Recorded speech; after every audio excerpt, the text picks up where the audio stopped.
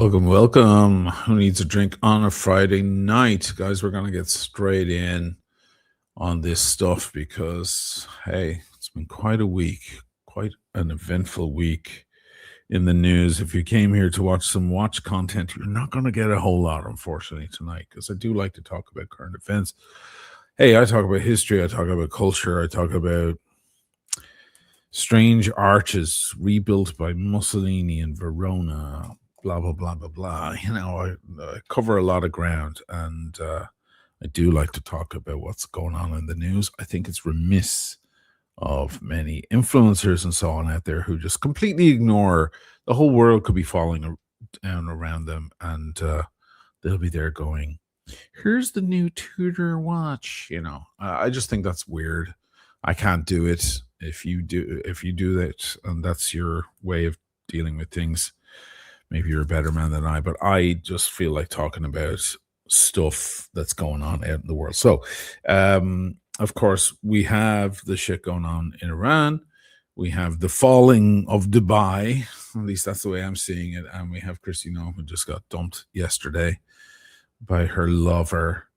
And as quite often happens, I bring on a good friend of mine who is anonymous on the show. We call him John, but he works for the US government and he is the voice of reason when it comes to these things in many cases. And I like to bounce ideas off him. He's very popular with you guys. You guys love him. John's already in the room. Hey, man. Hey, I'm glad to hear that everybody loves me because I always get the feeling that I'm oversaturating your channel every time I come on, no matter how much time is between appearances. So I'm glad to hear that Dude, it's they'd not the love case.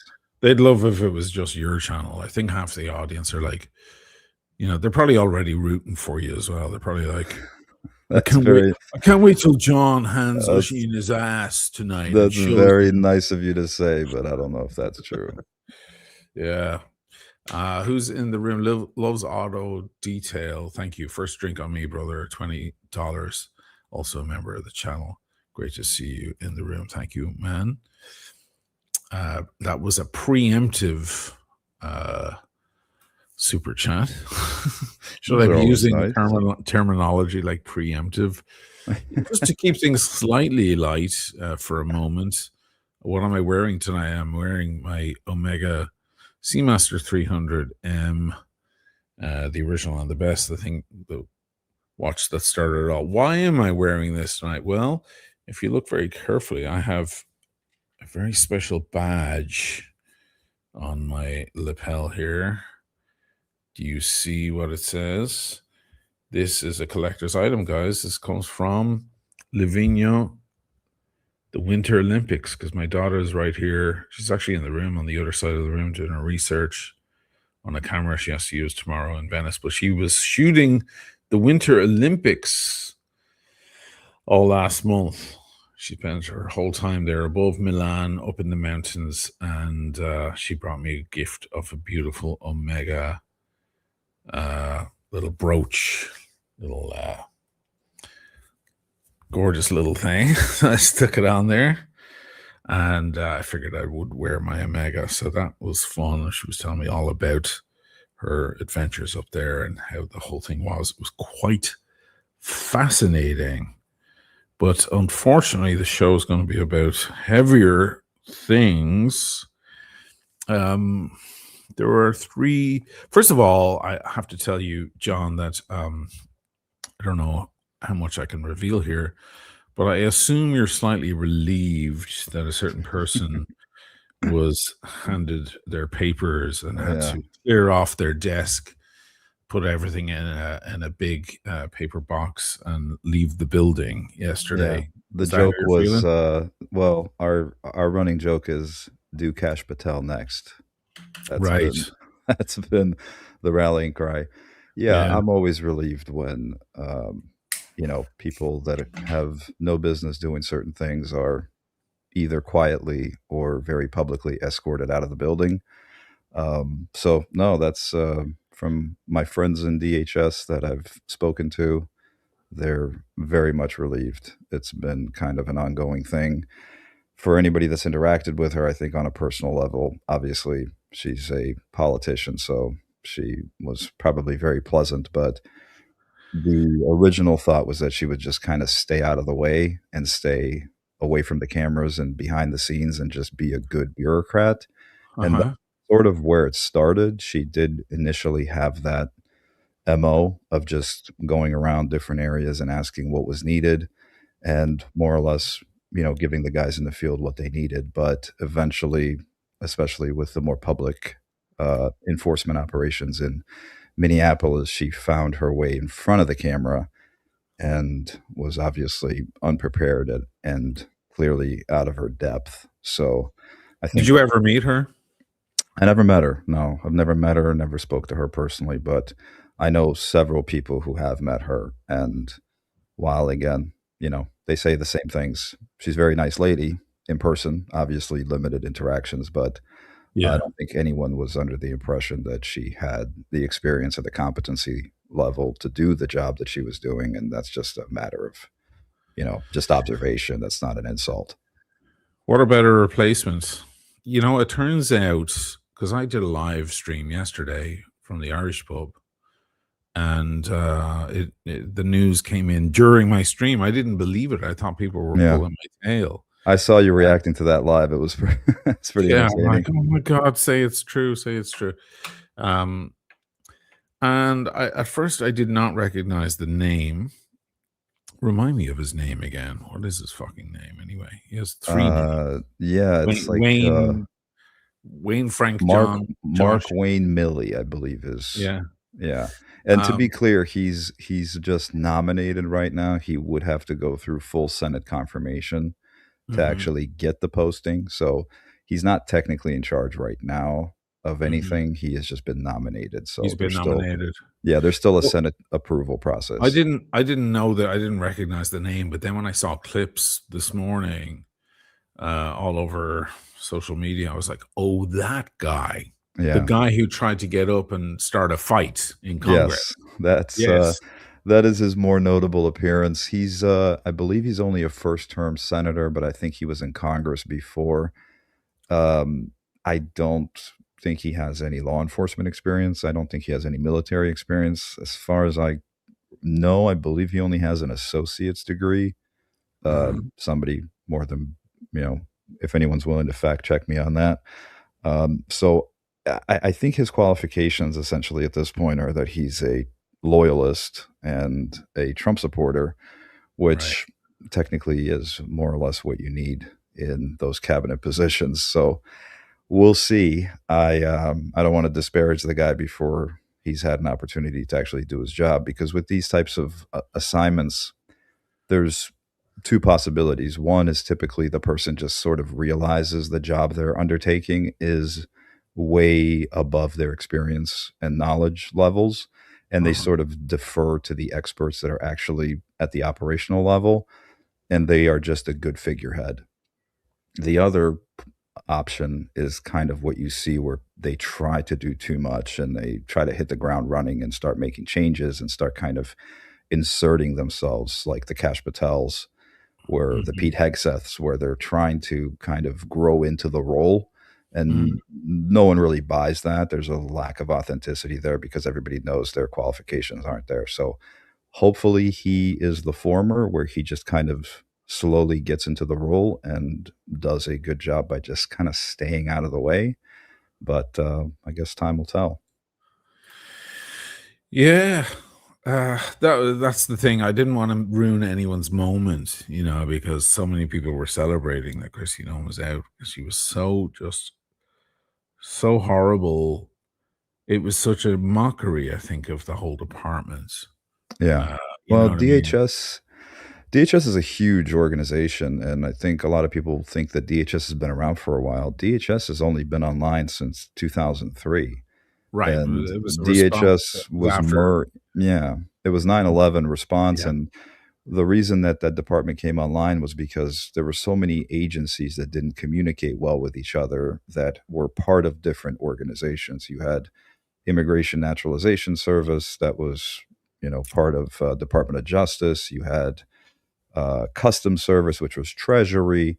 And so, like the hijackers that came into the US on actual valid US visas, DOJ wasn't notified because Customs didn't tell them because they didn't communicate well. So, all of these kind of this behemoth of the federal government wasn't communicating well with itself. And the idea was to put TSA and Border Patrol, Customs, Secret Service kind of all into one umbrella agency and kind of hope that that would rectify those things. But there's a lot to that type of job. And I don't know if it's really there's really no level of expertise in any particular discipline that would make you a good head of that department because there's so many agencies within it. It's not like being in charge of, the CIA or the Department of Justice, where it's if you were a prosecutor or an FBI agent, you more or less have the experience.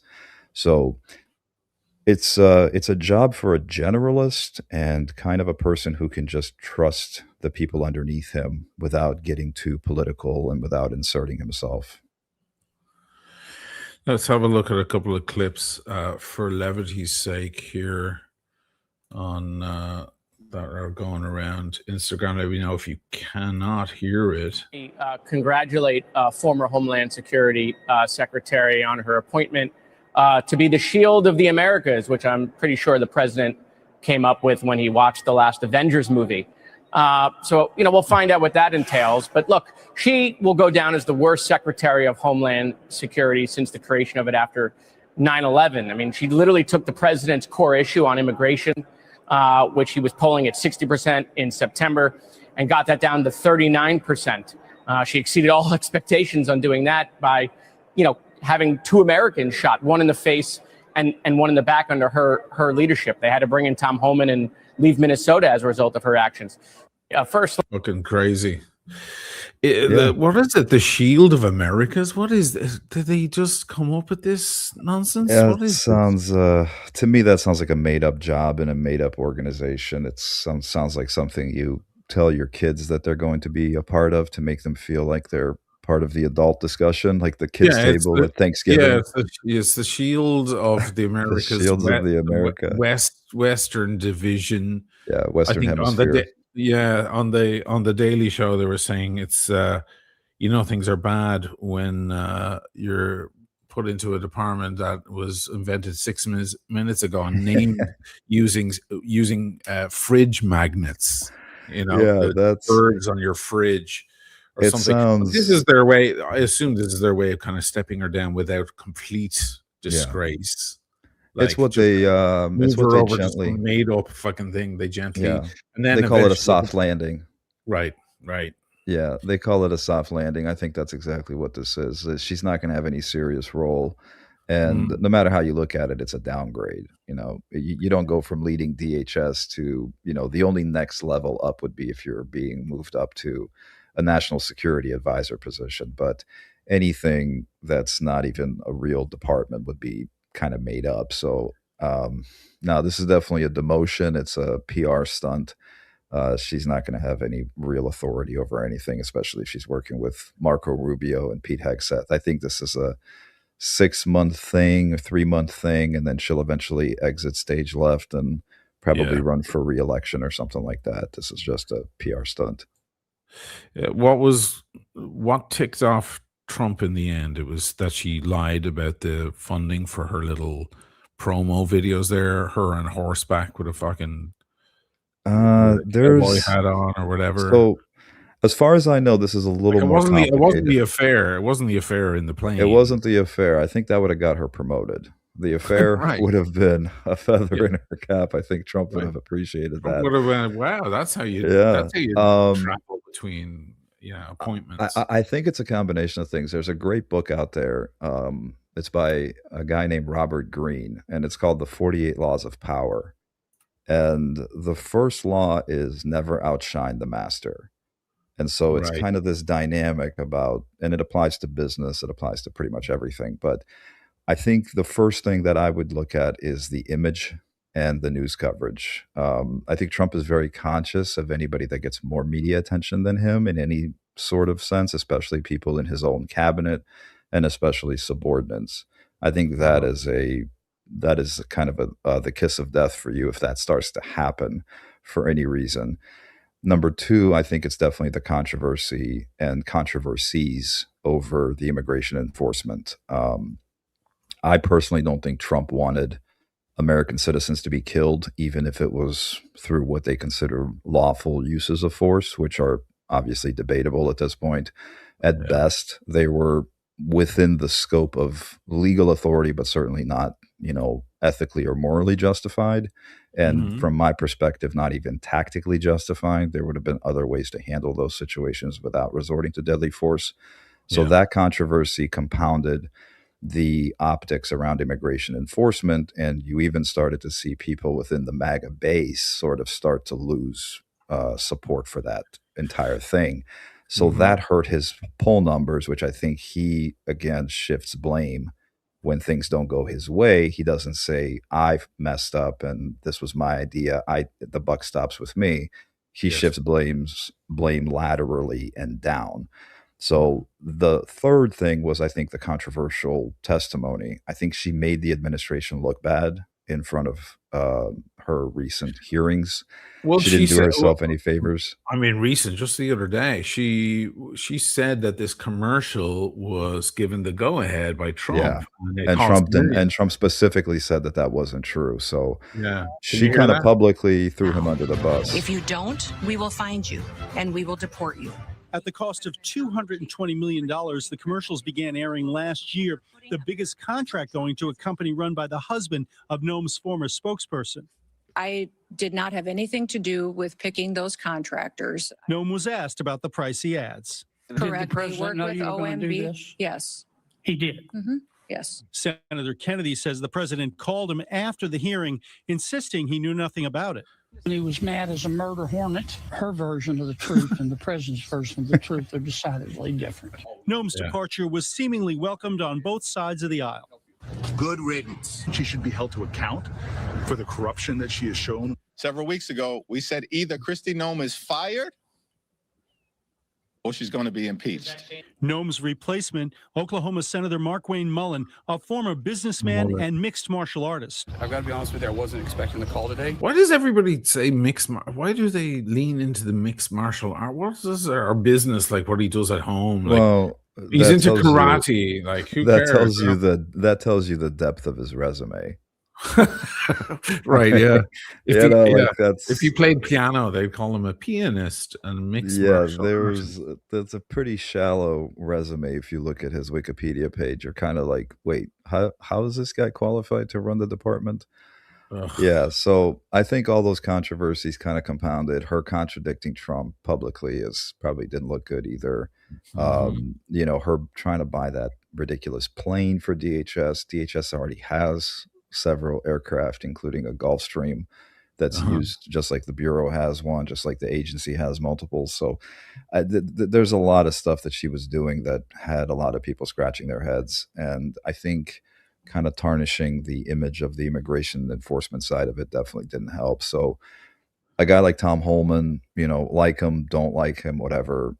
At a minimum, what you can't say about him is that he's incompetent. You may disagree with him, you may not like his presentation or his personality, but he's been in law enforcement and immigration enforcement for 30, 40 years. So he knows what he's doing and he knows what he's talking about. And that lack of deferment to those types of experts and kind of keeping your exposure minimal is what some of these cabinet members I don't think are learning. Rubio, I think, is one of the guys that actually does this fairly well. He kind of stays out of the limelight. He inserts himself where he needs to be inserted and then steps out pretty quickly. He's not a very vocal cabinet member, but Pam Bondi, Kristi Noem, and Kash Patel are definitely the ones that are kind of the lightning rods. And I wouldn't be surprised if Kash is next.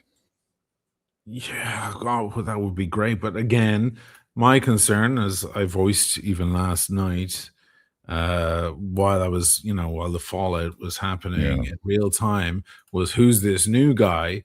Of course, then I saw this clip and I was like, that guy. Any place, anytime, cowboy.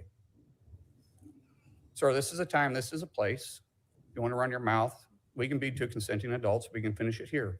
Okay, that's fine. Perfect. You want to do it now? I'd love to do it right now. Well, stand your butt up then. You stand your butt up.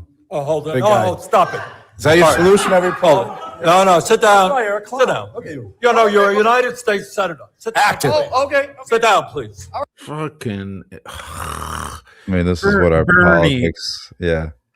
This is where our Bernie, you're politics in have devolved to. You're a Yeah. United States Senator. Sit down. Remind him who he was. Embarrassing.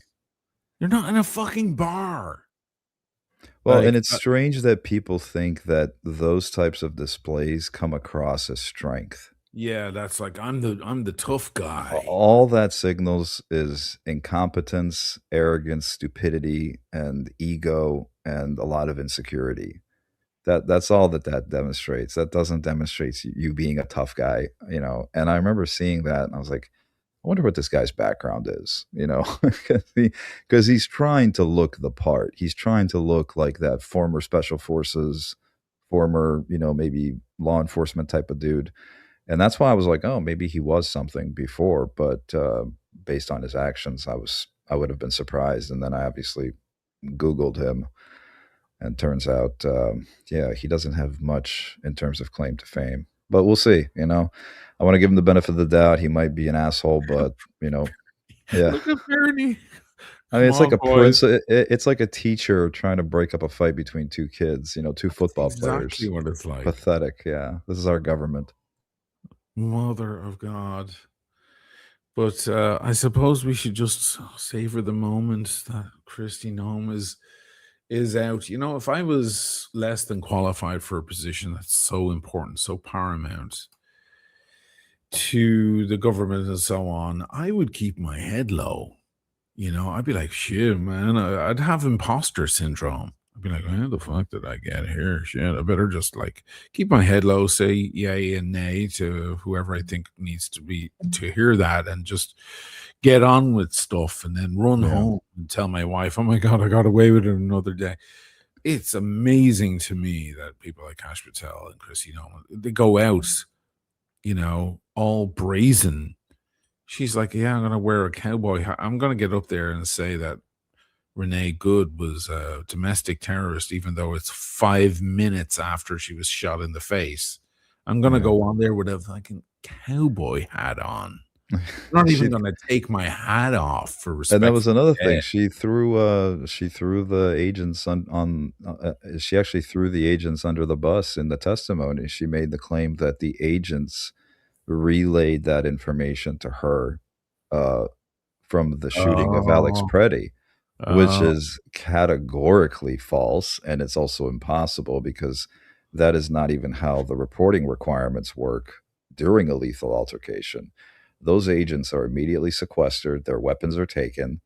They're not even allowed to provide a statement to their own agency for 72 hours because during a lethal altercation, you're given kind of a 72-hour cooldown period because you have to actually process the information of what just happened. You can't immediately give a statement. So there are certain questions that you answer within the immediate shooting. But as far as laying out the entire, you know, scenario, that does not happen. So the people that were involved in that shooting would not have been immediately debriefed, nor would that information be immediately relayed to the head of the department. There's about at least 9 reporting layers between those agents and Christy Noem. And those reporting layers are put through very systematic processes where everything that's said and provided in memo format is cataloged as part of the case file. So the most information she would have gotten was that there was a shooting. She would have probably received whatever the news was covering, the situation, the identity of the person who was shot, some of the circumstances. But the idea that she would immediately have the ground facts is impossible because even the supervisors of those agents and the deciding officials who investigate those shootings would not have that information yet. So the idea that she would have it before the people who actually conduct the what they call critical incident response team, those guys aren't even there yet. They show up and they conduct the investigation. They come up with a preliminary report that then gets reviewed. I mean, this takes months for actually to either clear the agents of any wrongdoing or determine that they were in the wrong and subsequently either prosecute them or at least discipline them internally. So that's why when you see professionals go on TV and they say, this is an ongoing investigation. We are aware of it. We will investigate. Some of that is boilerplate kind of repetitive rhetoric, but some of that is, or at least 50% of that, is based on the fact that they genuinely don't know. Yeah. Listen, it's long and laborious process. Yeah. Discovering what actually happened, what were the motives, going through all the film, all the info, everybody's testimony before you can actually stand up there on a podium and give some sort of assessment. Your job is to say, we don't know yet. That's what your And job even is. in the most obvious situations, like the Renee Good shooting, from all the footage that came out, it was pretty clear right off the bat that, again, me watching that, and probably most people with any real experience watching that would say that that was not a good shooting, and pun not intended. But even if it's very clear what happened, even if you see a footage of somebody raising a pistol at a police officer and the police officer shoots him, even in those situations, they still conduct a very thorough, very full investigation before they go out and say This is not a anything. circus.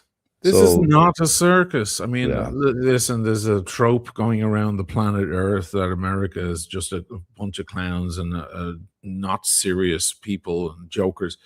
And this is playing into in fact, extremely serious people, and the law is extremely serious.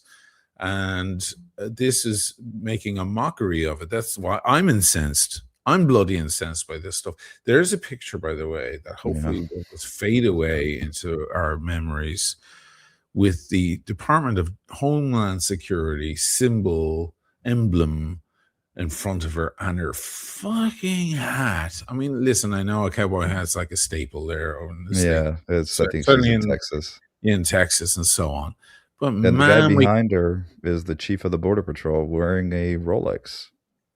What's he got? He looks like a sea looks like a dweller. sub or a sea dweller. I think it's an older sea dweller. I've seen other I think pictures. it's with him. it looks like a S4000, the 4K, doesn't it? Yeah, because it's a little chunky looking. Yeah, that's a good watch for a guy like that. That's a great watch for. We can't see if she has her gold. I'm sure she does. Daytona on. I'm sure she's rocking it. Yeah, Chief Banks. Is that his name? Yeah, I forget his first name, but yeah, last name is Banks. Okay. Not a bad guy, actually, from what I've heard. Okay. Anyway, good riddance to her. Yeah, Kristi Noem's out. She's out, and that embarrassing moment there with the cosplaying and the nonsense is just hopefully behind us. This next guy, we'll see what happens. Well, hopefully he learns some lesson. Yeah, perhaps he'll look at what she did and perhaps learn something from it. But I don't hold out much hope if he's ready to stand up right next to old Bernie there, the school teacher, ready to get it on. Like, was the guy they were going to duke it out in Congress? Is that really where we are? Yeah, he's going to fight a witness. I don't even remember what that hearing was about, but I think he was reading like text messages or tweets or something from the guy and reacting to them in real life. It was just a bizarre episode there. Again, I was like, who is this guy? And then when I saw this, I was like, I remember this dude. What the hell? I don't know who that witness was. He's got a 50 fathoms on. Did you notice that? Yeah, it's so that's funny. Like we're that's what I noticed now. Yeah. That's all I look at now. Like I look at everybody's watches now. I'm completely desensitized to whatever the scenario is now. I just look at I pause it and I try to figure out what the watch is. This guy came in there with priorities, man. Priorities. A time and a place. And he's like, this is a time and a no, this is not a time and a place. Those two poor women behind him are just like horrified. Yeah, like this is how I'll go down in history. They're embarrassed to be in the same room and in the same shot as him. Yeah, their kids are at home going, "Mommy, I saw you on TV." Yeah, behind the lunatic who tried to start a Who was that fight? Scary man that was going to fight that guy? Well, that's my boss, honey. Let's take a second to look at the comments. Gobbery comes in. with 20 euros. Iran. Yeah, we'll get to that in just a moment, Gabri. We're just starting out with this, with the Christy Noem thing. We have three main topics to talk about. We might talk about watches sporadically in between, as we've already done, for a little levity. But unfortunately, this is going to be kind of a heavy show, I think. Yes, and we're going to talk about what we've been talking about, and then also Iran, and then Dubai as well. I find that very, very interesting. A pleasing thank you, 999. Thank you so much. John Ross happened to be in Tahoe and drove off after Renee's murder. Pretty's killers were still on the job days after, according to Bovino. John's still pretending procedural norms exist. That's Well, dig at you, man. yeah, let me answer that. So first of all, yes, the fact that Agent Ross left the scene is a problem. Again, I wasn't there. I don't know. There are procedures. If the scene becomes too dangerous for the agents to stay, they are allowed to leave. I don't know the procedures for ICE. They may have different procedures when it comes to a shooting. The agents that were quote unquote on the job several days later, that's because they don't get fired and they do not get placed on administrative leave necessarily. The cooling off period and the 72-hour cooling off period means that they cannot be interviewed for 72 hours by internal affairs or any other law enforcement entity until they've had time to process the event. There's this kind of Hollywood misnomer that when you're in a shooting, there's that scene in the police station where the chief takes your gun and badge and tells you to go home. That's not how it works in real life. You don't lose your gun. You don't get sent home on administrative leave. There's an investigation. You're still allowed to work. You're still allowed to be on duty. So if the initial investigation cleared them of any wrongdoing based on the preliminary fact finding, they would not be disciplined in any way. Now, if the initial investigation showed that there was something amiss in the Preddy shooting, then they would be put on administrative leave pending internal discipline. And then if that internal discipline turned out to go against them in that process, then there's potential for criminal charges. So there's a lot more to it than that. So the fact that they were quote unquote back on the street within days doesn't mean that procedures weren't followed. Procedures were still followed. It's just that under these circumstances, according to what DHS determined to be a legitimate use of force, they weren't disciplined. They may still face criminal charges because this is what I want to remind people: administrations change. And there's no statute of limitations on murder or homicide or negligent homicide. So if the next administration comes in and there's a democratically elected president who's a Democrat and wants to go back and indict people, they can still do that. So the agents that were involved in the Alex Preddy shooting can still be indicted and charged with whatever, negligent homicide, depraved indifference, et cetera, et cetera. There's various charges. And same goes for the ICE officer who shot Renee Good. They could still be charged with a crime under a different administration. So they're not completely in the clear.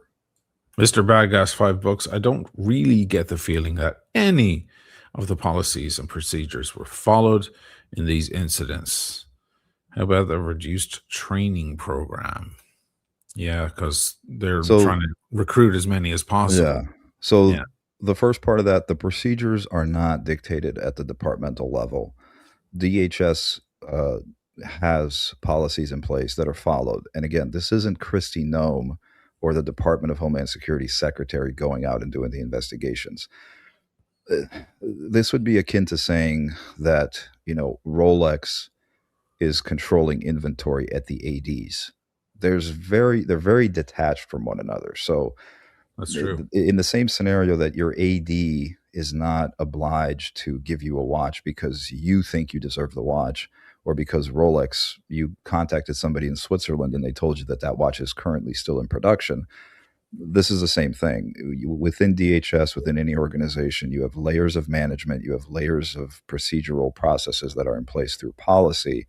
And those people don't report to anyone other than the next layer up. They're not reporting to DHS secretary or the president. So they're going to follow procedure, whatever the procedures are. Now, if there is a climate within this administration, for example, where there's not a lot of pressure to hold people accountable, that could possibly influence some of the investigation and some of the processes. But I will tell you from firsthand knowledge about both of these cases, these are not closed cases. That's all I can say, but these are still open cases.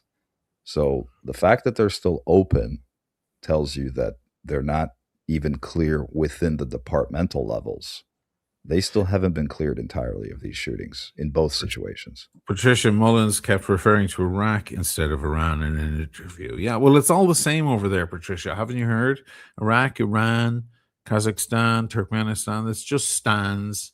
It's just people in the sand and deserts, and it's all the same stuff. It's an easy mistake to make. Iran, Iraq. I think Bush made that mistake in 2003, just went in the other direction. I don't know. I'm not sure I would make that mistake, but I guess it depends where you're coming from. Mike Sawtell, 9184, $20, who's also a member. Thank you, man. John, since over 90% of all politicians take a lot of money from APAC and BB, ooh, we're moving over there now, are we, Mike? We're going, Mike. Ooh, has been to the WH 7 times in the last, the White House, he means, in the last 12 months, and we have 2 attacks on Iran. Is it it's safe to say Israel has too much influence? That's a whole other thing, Mike. I appreciate the super chat. We'll come around to that. We will get to that, Mike. But that is I I have some information on that. Yeah, okay. I have some info, but we'll get to that. Thank you. I very much appreciate the super chat on the question, but it is a hard left turn, my friend. We will move on to Iran and various subjects now in a moment. Mr. BGT499. It's all very sad. Clown show. Well, that's definitely the feeling that I got with Kristi Noem.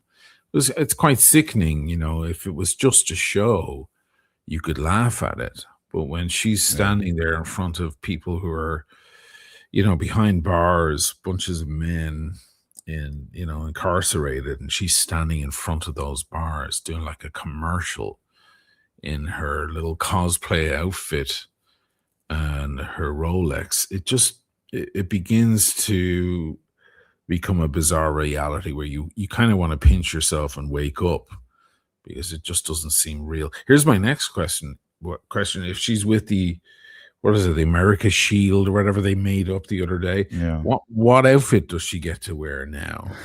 She might come out in full superhero garb.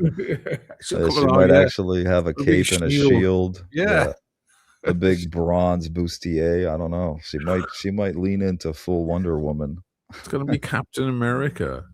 Please and thank you, $5. Trump team filed a motion to be allowed to destroy evidence in the Pretty shooting. Is that true?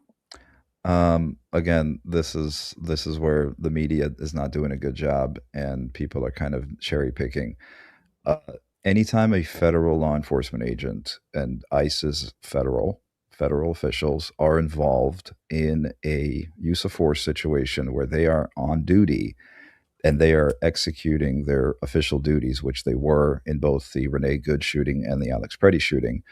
If there is a lethal use of force, the local officials do not get any sort of jurisdiction within those. So when the mayor of Minneapolis went on TV and postured about, that the feds will not allow us into the crime scene and they won't allow state police to investigate the crime scene, they have absolutely no jurisdiction to do that. Just like the FBI cannot just come in. Again, this is where the media has broken people's brains.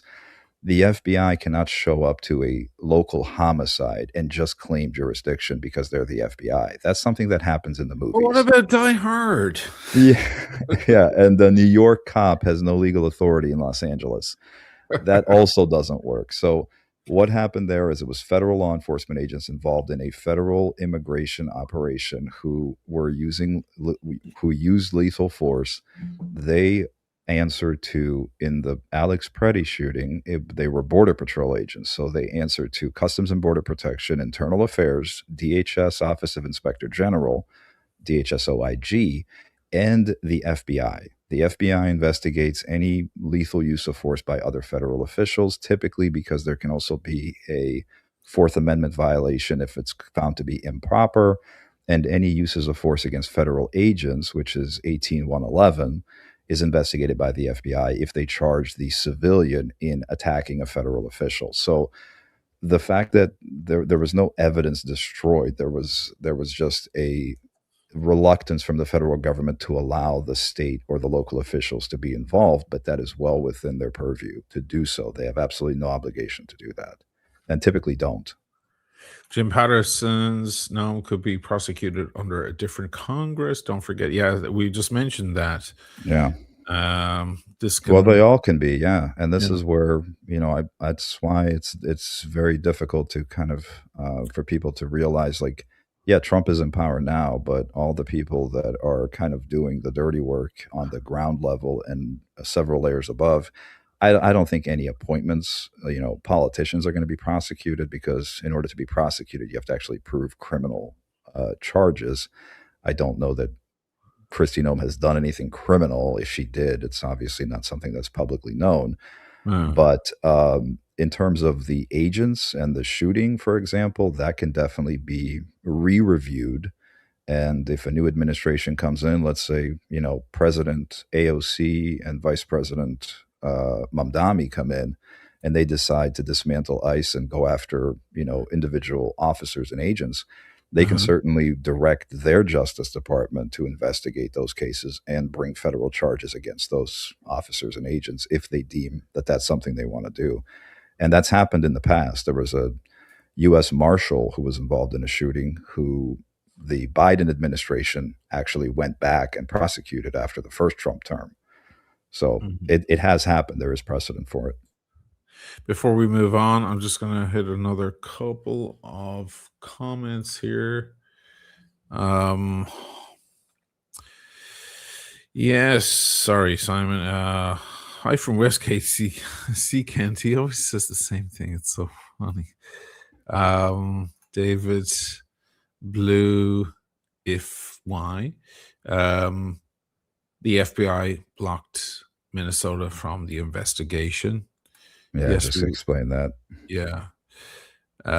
E. Rogers, great politics has crept into my watch stuff. Well, here you are, man. If you know my channel, we'll talk about the Pepsi. I'm sure we'll get there. We'll do that at the very end. Well, if you know my channel, I figure out a way of talking about plenty of political stuff involving watches. Galileo Galilei was sentenced to house arrest for the remaining years of his life. This is the man who discovered how to keep accurate time, the discovery of isochronism, but because he suggested that perhaps the Earth was revolving around the sun and not the other way around, he was flying in the face of the church and deemed a heretic, and then put away. He didn't die in a jail. He died at home. He was under house arrest. But it can show you how politics and horology can overlap in many cases. But I don't need to defend myself with such examples. I can fucking do whatever I want because this is my channel. And people tune in, it seems. Nonetheless, guys, give me an upvote if you're enjoying the show.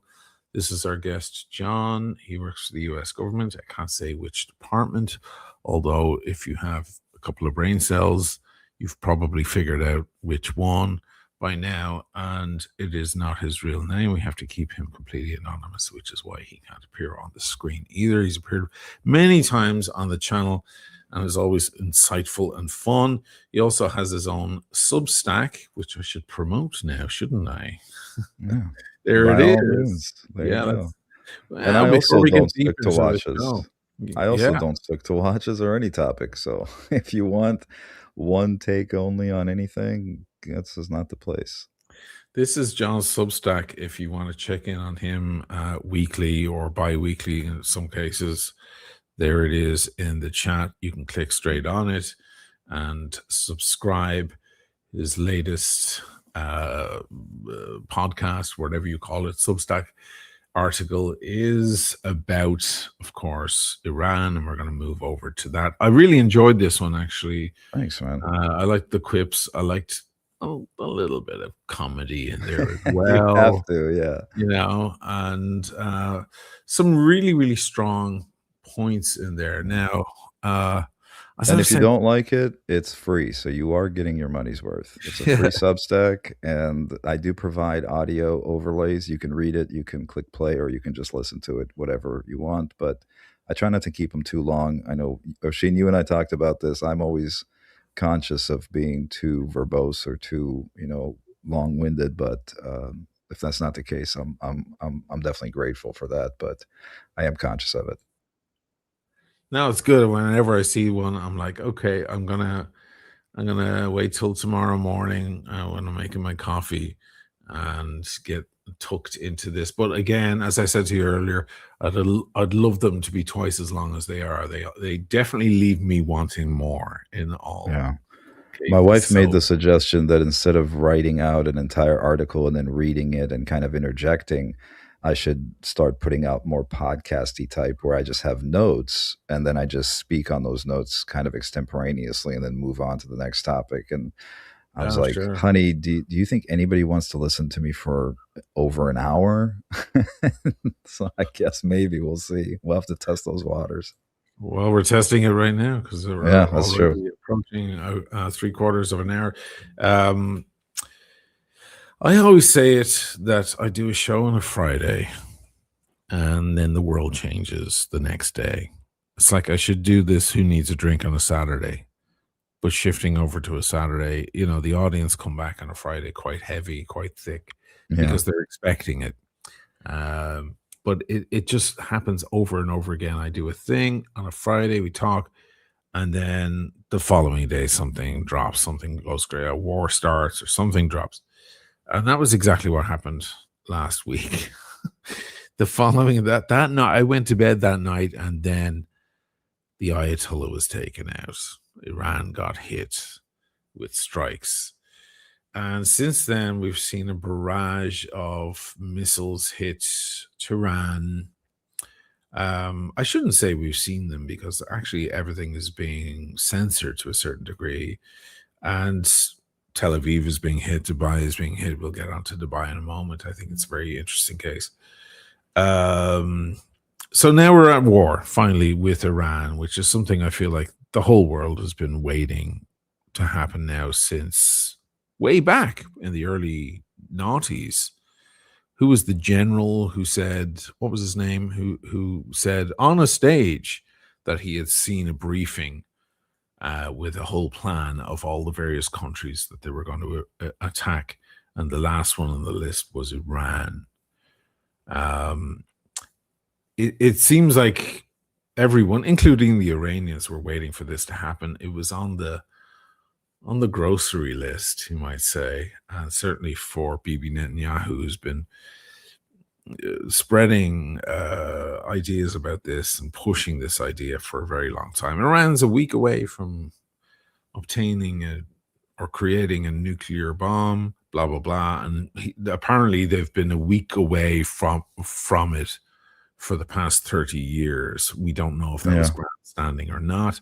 Obama, of course, tried to put certain rules in place and come to certain agreements. Trump ripped those up because he thought they were a joke, blah, blah, blah. Now here we are. We're bombing I'm not fucking... I've spent 20 years in New York. You're still an American. There's a part of you that's still an American. Yeah, my heart is still on the Lower East Side, in the East Village of Manhattan. But here we are. We've finally gotten there. At least now there's no more of this saber rattling about it. It's actually happening. They've taken out the Ayatollah during Ramadan, I might add. Their supreme leader during Ramadan. It's like killing Santa at Christmas or something. And There are so many thoughts I'm having. First of all, I'm sympathetic to Iran. I don't see Iran the same way as the West. Much of the West, certainly Americans, see Iran. My cousin's a big traveler, and he's been to nearly every country in the world. And he's been to Iran 7 or 8 times, and it's one of his favorite countries. I know some Iranians. I knew some in New York, and I kind of follow their culture a little bit. And yes, sure, it's a religious country. There are a lot of religious countries around the world. But for me, it was always portrayed way too harshly, in a strange light, in a dark light, like the places North Korea or worse or something like that, when in fact it is not. There is a huge disparity between Zionist Iranians around the world, the quote unquote LA Persians and so on, the American Iranians, all celebrating on the streets because the Ayatollah has been taken out, versus the footage I'm seeing coming out of Tehran, which tells a very, very different story. And there's a lot of very upset people over there. The questions, I suppose, the only questions that matter at this point, now that the damage has been done, is how far can Iran go with this fight? I don't believe for a second they can win the fight, but how much damage can they do before they are actually fully defeated? What's your opinion on this, John? So, I mean, obviously, predictions are predictions. In terms of Iran's capability, I can definitely speak to their intelligence side. It's not good. Their external security system is not very good. Their so-called spy agency is not well funded. They're not well trained. One of the biggest blunders they had recently was those guys that were arrested by the FBI, who were basically sent in to try to take out Trump at the direction of the Iranian government. That was kind of a blunder, and that actually played a small but very critical part in Trump's decision to uh, kind of work with the Israelis on this most recent campaign.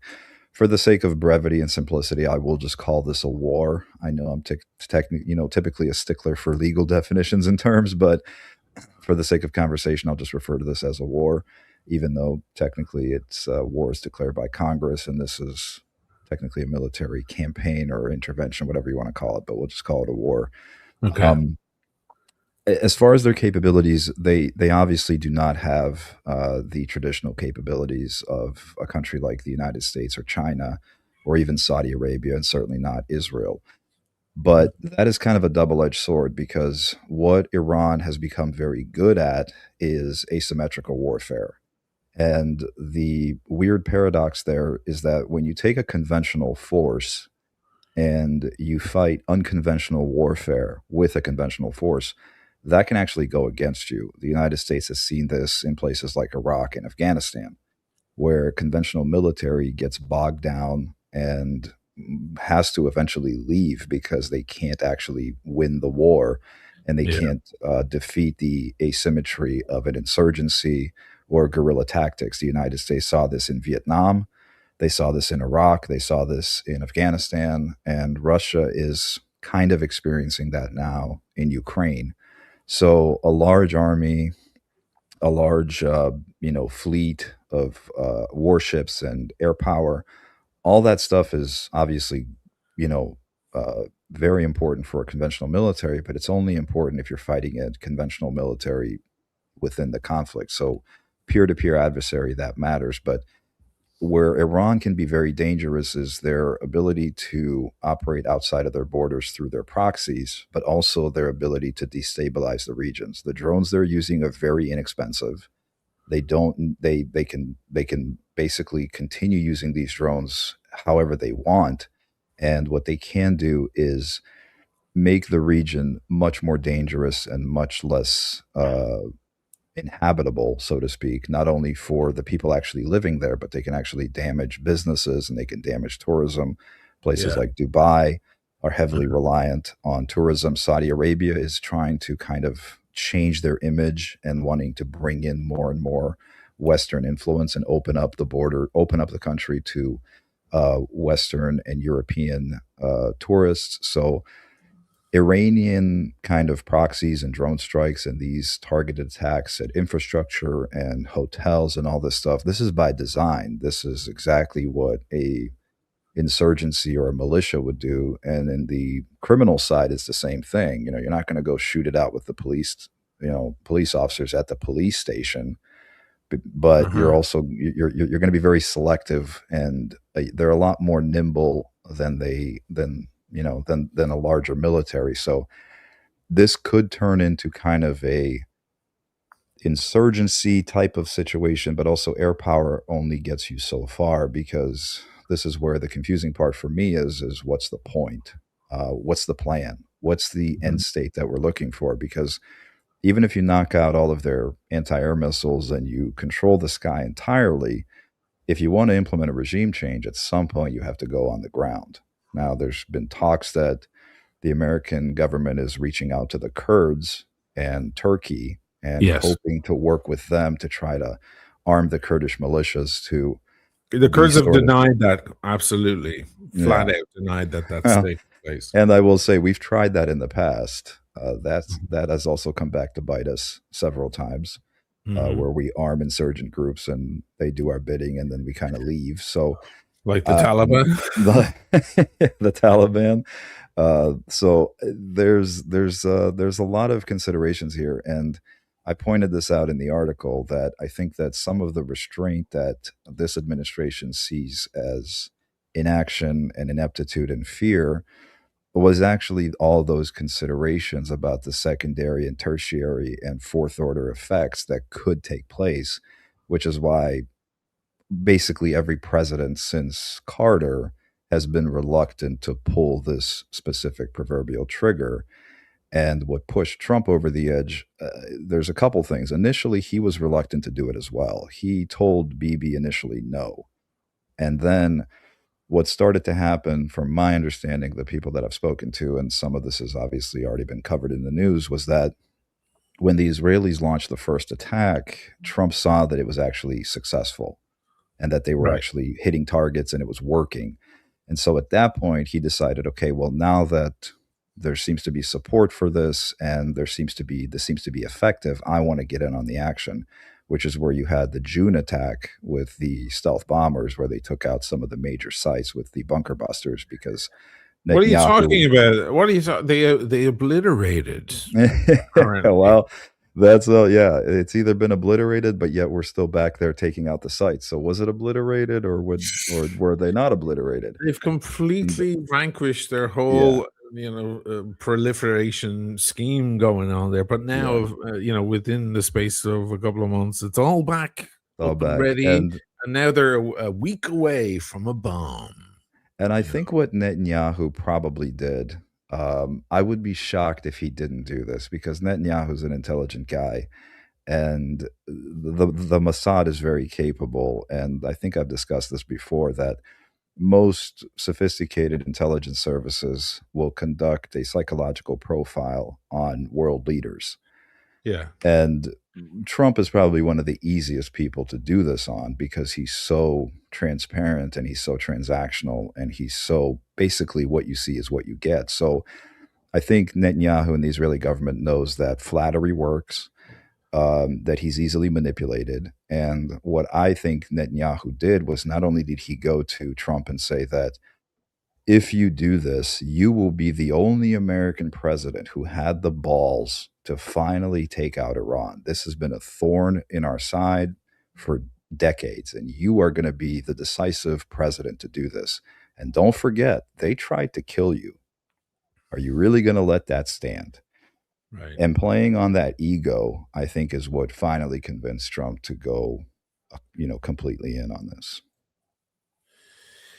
What are you hearing these rumors about Bible verses within the military, trying to convince troops that this is some sort of it's God's plan. Have you heard about any of this Within stuff? the Israeli military or the U.S.? No, within the U.S. This is, I mean, it's all over the place. Here's one sample. This is a political commenter. She's actually huge. She's got like 2.5 million followers. I haven't heard this. Last fall during our rapture scare, I said the Christians don't mind conflict in the Middle East because they believe it will usher in the rapture, Armageddon, and the return of Christ. Now we're seeing this play out in real time. There's been several military complaints from NCOs saying that their commanding unit officers told them that Trump is anointed by God, to trust God's divine plan, because Trump has been anointed by Jesus to light the fire in Iran to cause Armageddon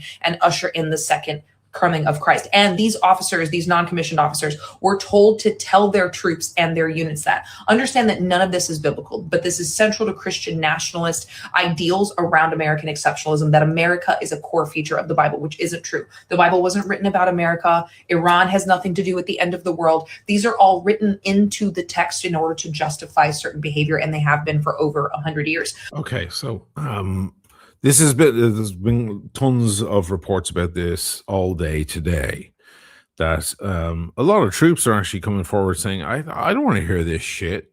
You know, I love my country and I'll fight for my country, but I don't want to hear this fucking nonsense about the fucking rapture and that Trump has been anointed by God. And all of this that would be surprising. Again, my experience is, obviously I can't speak to what is going on in the military now. That's not something I've heard from any of my friends that are still in the military.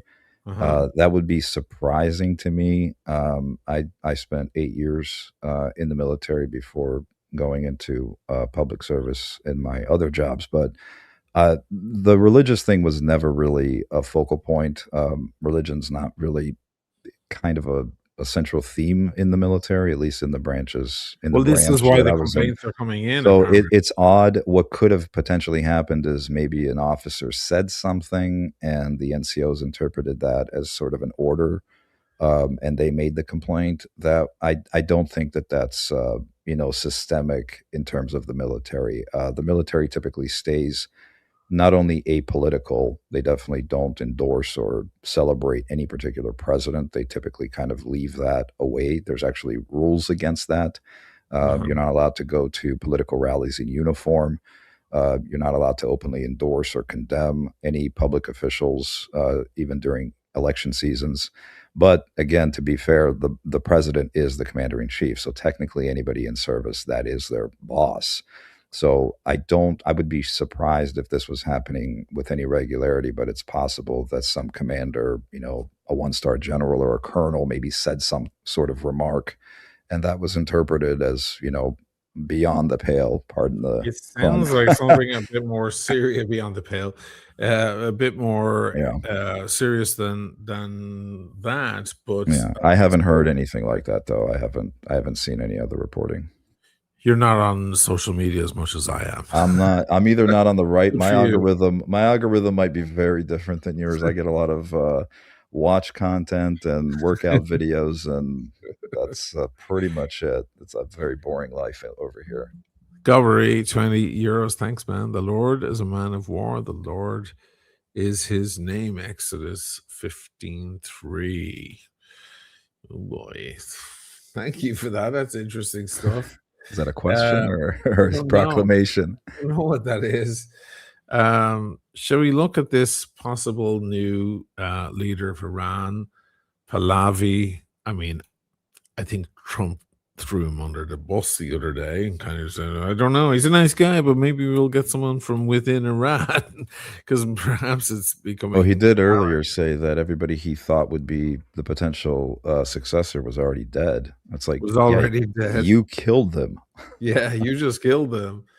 Pahlavi, I mean, there couldn't be a worse person. I think they would kill him within 5 minutes of going in there. But let's take a look at this. Of this regime. The state of Israel will be recognized immediately. Look at him at the Wailing Wall. Are you actually saying then that Israel bombing your country is a positive thing? Yeah, I don't think that it was an intention of the Israeli government to attack Iranian civilians. The Star of David and the lion and sun Speaking of flying APEC. proudly side by side. Jesus. Through the expansion of the Abraham Accords into the Cyrus Accords, bringing together a free Iran, Israel, and the Arab world. Wow. You know, I got to say, reality makes it really hard for me to recoil against conspiracy theories. Yes. It's making it more and more difficult. I think there's a fundamental, misunderstanding of the Middle East in the West. And I think that's kind of what everything pivots on, even with places like Iraq and Afghanistan. You know, the whole idea that we were going to go into Afghanistan and build schools and highways, and we were going to implement this central government and appoint this leader, and the Taliban was just going to go away, and all the people would just decide that this was now a democracy. That is just such a far-fetched notion, because whatever you think of the Taliban didn't descend from Mars. You know, they're people within the community. These were people that came to power, and they maintained power, and they stayed in power, and it's a tribal system. Same thing in Iraq. You know, you had Sunni, Shia, Kurds, you had the Ba'athists, you had this whole kind of melting pot of politics and religion and sectarian kind of divides. And the West has never been really the antidote to any of that. And I don't know that it ever will be. So it's a strange orientation that we look at something like World War II and we consider our successes in Europe and think that we can replicate that in the Middle East by just repeating the same formula over and over again. But Here's what's worse another- now is these half measures. Here's another thing about this religious extremism, and I just want to give this guy a shout out for the fact that in his studio, he's clearly a music producer. And That he has fantastic hair too. Jesus. great hair. Yeah, that rivals my hair even, I would say. It's kind of similar in ways. He has an original pair of NS10s. That's the GOAT. That's the Rolex Submariner of studio monitors, and no longer made. They're the original thing. But anyway, let me just get some volume on this. I'll refresh that. There seems to be a lot of stuff coming in about. We've been hearing about the war in Iran is being reported by John Larson and the Huffington Post, among many, that religious ideologies are creeping into military orders, and service members are now contacting the Military Religious Freedom Foundation, reporting that they're being given orders with religious backing. This is kind of scary, and it gets even scarier. Even as far as the military commander telling their troops that Trump was anointed by Jesus to lead the war in Iran, to ignite the signal fire, to cause Armageddon, and mark his return to earth. They're talking about Jesus. And they're promoting to the troops that this war is biblical and to stick to your orders and know that you're doing it for God. Now, I would say, if there's any truth to this, that the reason why it might be happening, and this, I'm just going on a limb here, out on a limb, is that because it's been, I guess, because of social media contributing, that it might be difficult for a lot of these troops to swallow the bullshit this time. You know, during Iraq, they thought they were spreading freedom and saving the people and so on. So many of the troops have to believe they're fighting for the right side. And most of them do. And in most cases, you're looking at patriots, people who pick up arms and go halfway across the world to fight people they've never met. It might be tougher this time because you have on both sides, you have Nick Fuentes and you have Joe Rogan and you have all these people, even right-wingers on YouTube, telling people this ain't right. Why are we going over there? What are we doing? This is Israel's war. This is not America's war. Americans are going to die. You saw what happened in Iraq. You saw it was a mess. Why are we doing this all over again? Yada, yada, yada. And I feel like they're just upping the ante. They're going, yeah, but don't you believe in Jesus Christ our Lord? And and they're tickling that little nerve there with people. That I feel like it's. When I heard about this, I was like, oh, here they go. They're putting guilt into the troops. That's what it feels like. So the are other, you having second thoughts because you were listening to Nick Fuentes last night or Alex Jones? Well, what about this? What about Jesus Christ our Lord? Boom. yeah, I think the other problem here, well, there's also the fact that I think most people in America are becoming more secular. There's been Right. some resurgence of religion with younger people, but you obviously you're very spot on with the fact that there's so much exposure to the news now. You know, I was in the military from 2000 to 2008. Mhm. So when I came in, you know, there Someone was no asked, did you social media. serve in the Middle East? Did you serve over Yes, there? Yeah. yes, in Iraq, not Afghanistan. Okay.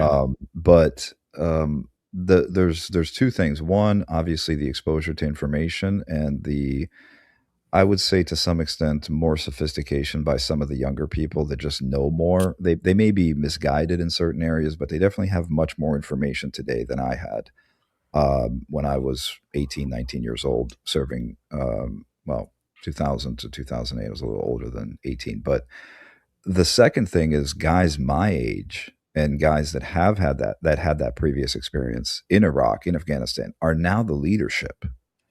So Right. there's a dual impact there where there's senior non-commissioned officers, senior officers. One of my best friends is a lieutenant colonel. So that is, you know, I'm sorry, actually, he's a full bird colonel now. So he's one rank away from being a one-star general. And he's my age.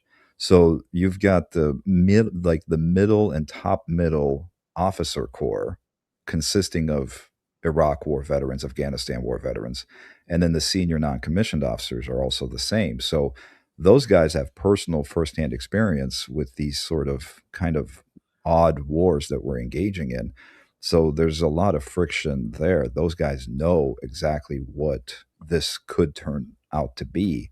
And so there's definitely hesitation and reluctance there. So if this is happening again, I don't know. I haven't seen any of that reporting besides what you just showed me. That is Yes. definitely very alarming if they are pushing the religious angle on the military, because that is a first.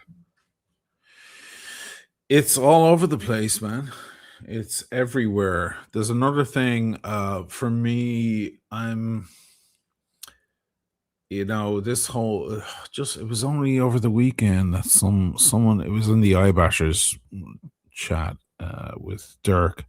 Someone was saying, 30,000 people were slain on the streets of Iran, protesters and so on. And the moment I heard it, I was no fan of the regime, of the Ayatollah, but I certainly don't see him the way most of the West do. And I just, when I heard it, I thought 40 beheaded babies. It was the same shit. It's Same hard to tell. Yeah, it is hard to tell. Obviously, Iran is going to control the narrative coming out of Iran. Right. And obviously, the U.S. and Israel is going to fill that void and that kind of propaganda gap with their information. So it And is boy, oh boy, do we have a track record of that. I'm playing little clips here to show people, a lot of my audience don't spend any time on social media. So I'm kind of bringing them up to speed with at least what the young people are seeing. And that is the next generation, guys. These are the new leaders, the next leaders of the world. They're in their 20s and this is what they're seeing. This is what they're absorbing, whether you like it or not, whether it suits you or not. Here's an interesting one. We've been secretly and methodically hacking into Iran's surveillance systems and street cameras for years in order to plot the assassination of Khomeini and all of his IRGC commanders. Impressive. We literally have a live stream street view of every road, intersection, alleyway, the inside of their homes, the headquarters, hospitals, schools, you name it. Oh my God. So you probably have the footage of the 30,000 protesters that were gunned down by the IRGC in one day. Like, that's all we need to take down the regime. Yeah, of course we do. So where is it? Well, let me just find it. It's in my phone somewhere. Finally. Yeah, found it. Found it. Yeah. Oh boy, the Shah's coming back today. Can't wait to share this with my AI. Oh, Jesus. It's real. It's real. Yeah. So listen, and this is my problem with this stuff. I don't forgive anyone who said 40 beheaded babies. I don't forgive the Israelis for saying it. I don't forgive Biden for regurgitating it. I don't forgive anyone in the audience who ever fucking believed that even for 5 seconds of their life. They can beg for my forgiveness. I'm not forgiving you. It was total horseshit, and I called it from the start. Where is the fucking evidence? There was never any evidence presented, and who the hell would need it? Why on earth would these people behead babies 40 and line them all up in a row? It's just bizarre, and it all it tells me is we're dealing with is people who will just invent lies and horseshit just to fix their agenda, go create a pathway for what they want. And with the second I heard the 30,000 people, I know there were people slain on the streets of Tehran, protesters and so on. We know about that. But when you say 30,000 in one day, you begin to go, okay, you guys are just building this bullshit, aren't you? This is what you're doing. It just gets very, very sinister for me. And I'm sitting here in between fairly brutal regime in Iran, and then Yeah. an even what I see as a even more brutal and I don't know. Well, there's an untrustworthy one on the other side. I don't want to side with anyone at this point. Yeah. Well, there is that asymmetry is what you're being told, what you're being, what's being reported, what's not being reported. I never understood the noble lie narrative that some people think that is a good idea. It's the thing that happened with COVID. It's the thing that happens when people criticize Trump and they add things that are obviously not true and things that he didn't say that aren't there. I didn't understand it with the Israeli move on October 7th. The event itself is bad enough. Whatever you're Right. talking about, that is atrocious enough. The Iranian regime is bad enough. Yeah. I'm not going to defend any theocracy. I'm not going to Mhm. defend American theocracy. I would not defend Iranian theocracy. Part of my disagreements with Israel is that there is a theocratic element to that government too. Right. And the same thing with Tehran. So to me, theocracy has no place in any government, let alone in a Western style democracy. And certainly the Iranian regime is not a regime that I would endorse or support. But that doesn't mean that there is a very direct route to solve that problem without having to consider all the deviations from the end objective. And so this to me, again, this is like a half measure. We're not going to go in boots on the ground and just take the country over completely and try to build something new. We're just going to do this piecemeal approach and hopefully something sticks. And to me, these half measures just create more chaos, don't actually solve the problem, and in some cases create a bigger problem down the road. Because again, now you see the successor. You had the Ayatollah who was in his 80s. We took him out, and now his son, who is potentially going to be the new leader, Yes. is going to be, promoted into this position. And sounds a bit more ruthless, actually. from And the you sound of it. also inadvertently gave them a huge PR win and a huge propaganda win. He was martyred by the Americans and the Israelis. Yes. What more do you need if you are a hardline IRGC guy or a hardliner Iranian, Shia cleric than that? I mean, that is a poster that you just made for them. And so there's ways to do it. There's, covert and clandestine operations that could have been done. Israel has been doing that in the past. I think their approach to dealing with Hezbollah was actually very effective. The pager operation being a good example of this. Mhm. That is the way you fight terrorism. You don't fight asymmetrical wars with symmetrical measures.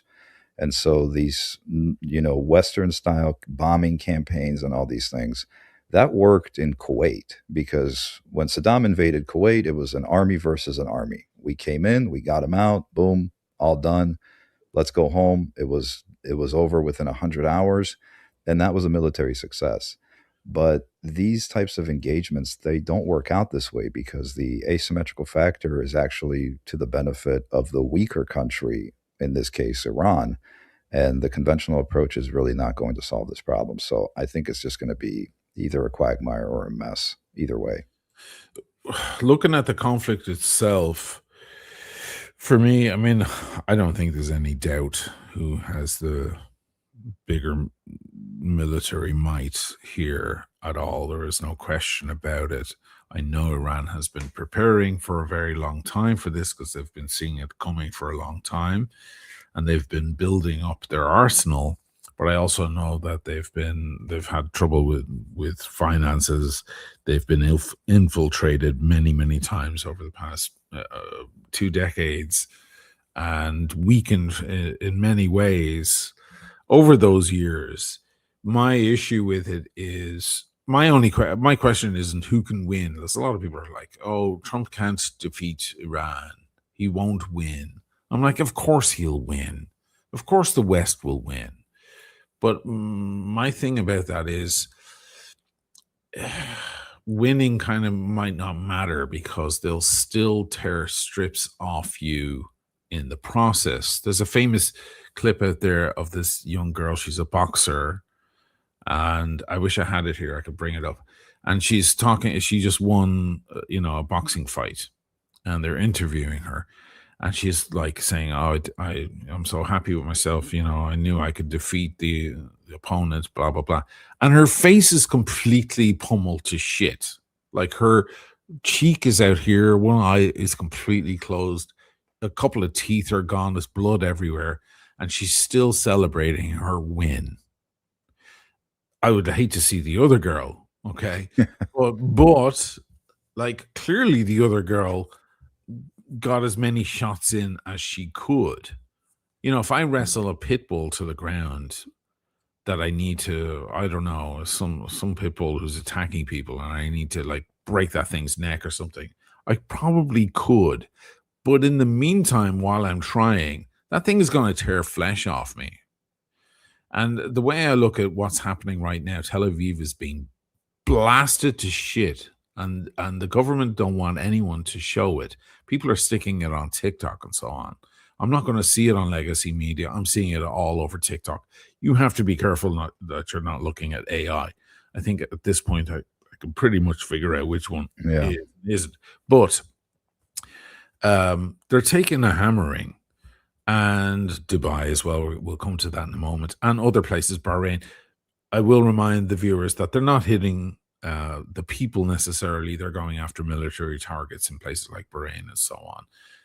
That's the whole point. The entire region is peppered with American military bases. So that's what they're going for first, because if anyone's going to attack them, it'll be from those places. It's not like they have any particular thing against the people of Bahrain. It's that they know there's an American military base there.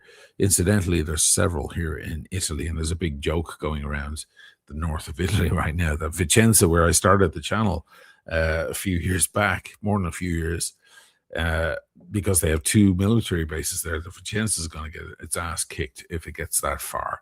But to me, it's like, how far can they go? How much flesh can they rip off their opponent before their opponent eventually defeats them? And at the end, in the end, does the victor kind of say, "Okay, I won, but I'm also like bleeding, like bruised, I'm broken, I'm bleeding. He tore strips off me before I eventually overcame and defeated him." Because sometimes it isn't so, like, it's real easy for the IDF to go in and just kill kids that have nothing. They have sticks and stones. It's very asymmetrical there, and you can just laugh your ass off through it. But it's a different thing then when you go up against a military that have some bombs that they can fire at you. My big question is, how long does that go on? Are they, because their story right now is that they're using all their old shit, all their crap shit, just to exhaust defensive measures on the receiving end before they start using their new stuff, their good stuff. I'm simplifying it here. Yeah. That Yeah. may be just grandstanding. They may be already using their good stuff. They may be using everything they have. We don't know. They'll clearly lie about that if they have to. My only question here is it's not who will win. There's no question who will win and who will be the victor. My question is, how fucking long will this go on? And how long will Tel Aviv in 6 months look like Gaza? You know what I So mean? I don't think that Iran can hold its own in any conventional battle against either Israel and certainly not against the United States. Right. If you look back at there is a cultural element to warfare that I think people underestimate. And the American tapestry is sort of war is a very big part of American culture. And the fact that the United States has a volunteer army and has a professional army, that goes a long way. In the United States, the military is very professional, very highly trained, and they're all volunteers. That's obviously the first point of distinction between us and other modern militaries. The second point is that you have a non-commissioned officer corps, and you don't have what they call inner rank discipline. So countries like China, Russia, probably North Korea. Well, definitely North Korea, but probably Iran. I don't know that much about the Iranian army as far as the discipline sort of thing, but the morale matters in those types of conflicts. And you saw this with the Iraq war, where the hardened groups were fighting, but the majority of the conventional Iraqi military surrendered en masse in 2003 when the first wave of the US invasion started. They were surrendering, just, entire battalions were surrendering because they didn't want to fight. So the theocratic and kind of dictatorial type of government creating a large military, it has a knock-on effect that actually is detrimental, because a lot of those people don't want to be in the military, but they know that they have to serve the state. So that is obviously the human element of it. The technological element, there's definitely no comparison there. That being said, one of the benefits for the Iranians is that American munitions are very expensive, and we do not have an endless stockpile. A lot of people think that we just have an endless supply of bombs. We don't. We have a very specific amount of ordnance. We also have very expensive ordnance. Your average Dude, Iranian. I've been watching bombs coming through in Tel Aviv, where they fire like 8 or 10 defensive missiles up there to take this thing out, and it evades them. They probably spent, $500,000. You're talking about millions. And then if you're talking about joint munitions, the JDAMs, the bunker busters, the Tomahawk cruise missiles, those are incredibly expensive, whereas a drone fired from the Iranian side costs maybe $30,000. Some of the drones don't even have anything in them. Yeah, They just that's a nice car. So if you're talking about the price comparison there, this is going to be a very expensive war for the United States and for Israel, and it's going to be a very cheap war for the Iranian regime. The other problem here is, I would say, everything pivots on what victory looks like. In the analogy of the boxing match, there is a Yes. clear end state that both opponents know has to be achieved. And so Right. they're working towards that very clearly defined end state. In this sort of conflict, especially when it's not peer to peer, there is no clear end state, because the victor, how do you know when you've won? So my question becomes, what does winning look like? And this is where the administration Right. hasn't really been very clear, because if their goal is simply to remove the current regime and then replace it with something external, that's one point. That's a possibility. The second possibility is, we're going to remove the regime and we want something organic to come up from within the country. That's option two. Option three is you go in with an actual military force and you actually hold ground and you literally invade Iran, and then you try to again do the Iraq, thing of, let's hold elections and let's elect a leader, and we have, American soldiers on every block at polling stations providing security for free and fair elections. That's scenario three. So I don't think that there's a defined win end state, and that cripples any potential strategy, because if you don't know what the objective is, and you're not going to know Oh, how well, to get there. it seems to change from one era to the next because the administration of the United States are saying, Trump and Hegseth and so on are saying things like, "Well, we want to stop them from getting a nuclear bomb." And apparently that was solved along months ago when they went Yeah. in and struck those areas. And then it's regime change. It's like, well, what are you doing then? Like, Yeah.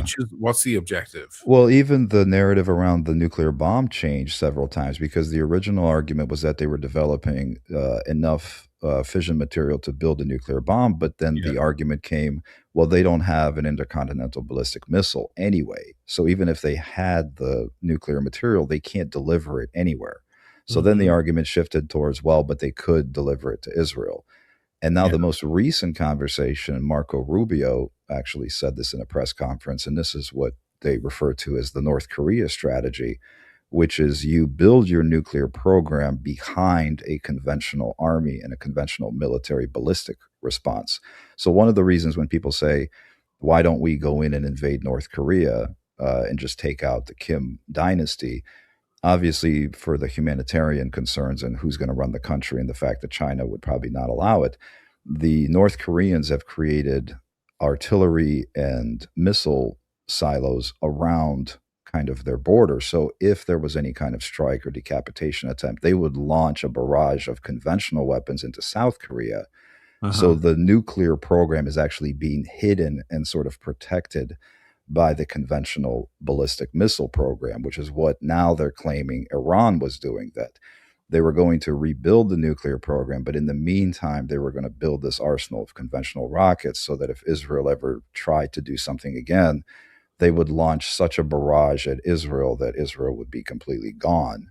And that would protect their nuclear program. It's like a game of, chess. You're protecting the king with all your pawns. Right. Zalmore, 7 Canadian. Thank you, sir. You were forgetting about China and Russia being backup support of Iran. This is more messy than looking at US versus Iran. Yeah, apparently China sent in some aircraft weeks ago that went off the radar. They turned off their transponders once Yeah, they I don't left. want to sound like a douchebag writer, but I covered this in my article. Yeah, and they're trying to figure out what technology they were bringing over there. Some say it was some sort of radar blocking technology, so that United Yeah. States aircraft may not be able to identify each other properly. And then, strangely, just the other day, was it over Kuwait?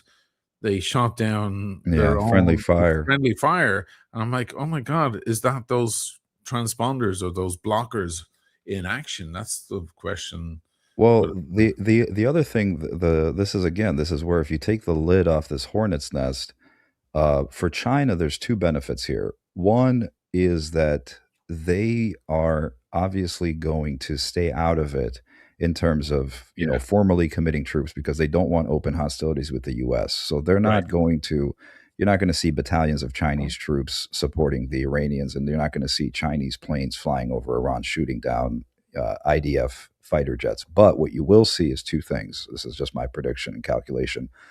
One, China gets to test its military equipment against American and Israeli equipment with no cost to them. Yeah, right. They can let someone So else for be the them, guinea this pig. is, it's Yeah. a real world war game scenario. They get Right. to provide equipment. They will probably take Chinese flags off of it and let the Iranians employ it and see how it stands against American and Israeli Well, the Chinese are gonna play a munitions. long game. Of course they are. And That's their now, and history. they're going to take those lessons learned, and they're going to revise and change their military tactics. The second thing they'll do is they will definitely allow us to bankrupt ourselves fighting another war in the Middle East. Galaxian 20 euros. Do folk ever take a step back and think, is this guy if this guy is a criminal, should he be in jail? Totally illegal, immoral, killing the leader and the entire government of a sovereign country. Now he's murdering the people. Well, I certainly think that. I mean, that school, all those young girls. I'm never assuming, gonna. for a second there, I thought he was talking about me. Jesus. Yeah. Are you a criminal? I'm not a criminal. How dare you, sir? Frank Pillpot, $5. Thanks. Shades of Venezuela, except worse. I would say a lot worse. Another proxy war between USA, Russia, and China, where oil is the currency of the day. I personally think, just as a side note, I think it's at the behest of Israel, and Israel wants instability in the region. The moment that Iran become powerful and prosperous, the moment they flourish, the moment they have stability, that's bad news for Israel. It suits Israel to see turmoil in the region. And I think to some extent there's definitely some truth to that, but I do think to some extent there are other considerations here, and the other Gulf states play a pivotal role here, and this might be a good pivot point towards Dubai. But I think the considerations for the other Gulf states is critical here. And Israel is obviously a powerful country within the region. But if you consider the Saudis and the Emiratis and the Bahrain angle of it, there's more to it than that. While they probably would benefit from a collapse of the Iranian regime and normalized relationships with Iran, I don't think those countries benefit financially or diplomatically, and certainly not in terms of their supply chains when it comes to any sort of prolonged conflict in the region. So this is bad for the region. While it may be beneficial to Israel in the long term politically, it's causing a lot of economic problems in the region, as I'm sure we'll talk about here. Nice segue, man. There you go. You should definitely do this for a living. So this is footage coming out of... Very silent, guys. As you can see, no one is there outside. Even that side that was in Dubai Mall and the fountain. But today, even one person, nobody's there. The road is silent and the sky is dark. This is footage. She's risking her life or her livelihood. Here's another interesting clip. Just posting that, and that's why it's very interesting to me, because it's not just what's going on there in the region, but it's the fact that they're trying to censor it so heavily and in such an obvious way. We can all witness it. Here's an interesting one here I found as well. I've got so many clips, man. It's crazy. No, it's been a busy week. Yeah. For one of my videos about Dubai. And when the police call you, they don't tell you why you should come to the police station. So I was freaking out. So I asked them, like, what is this for? They said, just come. And the funny part is they're super polite to you and say, would you please come? And when are you coming? I said, I'm coming now. I'm not going to wait. So going to the police station, the waiting time was a torture. And when I came to the officer, I was asking him, like, is this something really bad? He said, if it was bad, we will come and get you. If we have invited you to come at any time convenient for you, that means nothing bad is there. So anyway, then they say, unfortunately, I cannot say what the video was about because I deleted it and I don't want to say it. He said, we actually liked your video. It's really funny and it's true, but you have to delete it. At that time, while I was there, I was ready to delete my whole Instagram, social media. I was ready to delete myself from it because you don't really joke with this stuff. So guys, anything you post online, please be very careful of what you're saying. Okay. People have been evacuating, you might say, Dubai in droves. Here's one that my audience might relate to. These are Irish expats getting back to Ireland in Dublin Airport. It was unreal. It was very unreal. I mean, you see these things on television, you see them in in movies, but you just don't think you'll end up there yourself. You know, you're coming home from a holiday. Thank you very much. Thank you for everything. We got home. Woo! Everyone clapped when the plane landed and we all cheered. It was just unreal. Yeah, magical. We only got very short notice, you know, we had to grab our bags and then go, you know. So it's just, I don't know what else to say. It was pretty awful for the first 24 hours because you just didn't know what was happening, and there was a lot of noises that you were not used to. Now, let me cut to the chase here. So, what we've been seeing on social media is a strange barrage of conflicting messages. On the one hand, you have people like that. There's plenty of videos, I have tons of them, of people arriving back in London, Heathrow, Dublin, etc., etc. There's even videos of people instructing others how to get out of Dubai and drive over to Oman and get on a plane there. There's also advertisements on Instagram and TikTok of companies saying, we will fly you out for $20,000. I actually have all the links. I just don't have enough time to go through it. Selling one-way tickets to get out of there. So it's like Saigon or something. Yeah. It's like a mass exodus. It's wild. Similar happened in Ukraine too. Right. And the crazy part to me is just the contrast then when you see other influencers going, we're not scared, everything's fine. Look, I'm walking down the streets of Dubai. It's all good.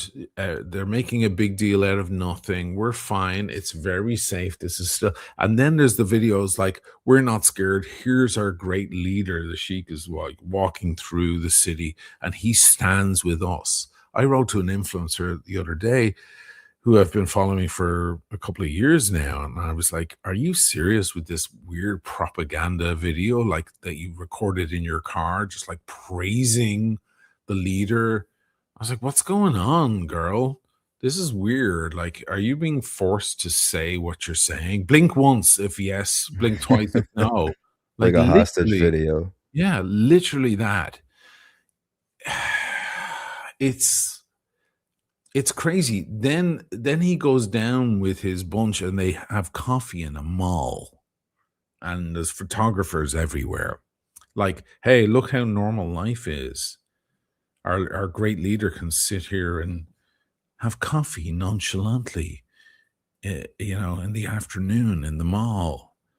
And it just seems really dystopian to me. I'm like, why are you all doing this? Like, clearly there's chaos. Clearly there's fear. Everyone's racing out of the area. And what the hell is going on? Don't you know that we have social media? Don't you know we're going to figure this out? Do you think we're all stupid? I think there's a disorienting factor, though, that takes place in human psychology, which is at the very beginning of a chaotic situation, your brain still clings to normalcy. It takes a while for your consciousness to catch up to the reality of what's happening. So in the first days of a war, there are still remnants of normal life that your brain is focusing on. And it is kind of this dystopian view of it, but that's just your brain trying to rationalize what's happening, and it's clinging to the remnants of reality. But there's also something to be said about how detached Westerners are from life in non-Western countries, Right. particularly It's like second and third world countries, it's a where big smack of reality coming and in. the same thing happened recently in Mexico when Mexico launched the campaign to capture the leader of the New Generation cartel in Jalisco, and they allegedly killed him and captured several of his lieutenants. That region of Mexico broke out into essentially, you know, the second act of a zombie movie. Right. And you still had people walking around with their cell phones filming cars Yeah. that were on fire and saying, well, I guess we'll go get a coffee. This So woman it's is saying there's two places still remaining on a Muscat flight to Frankfurt.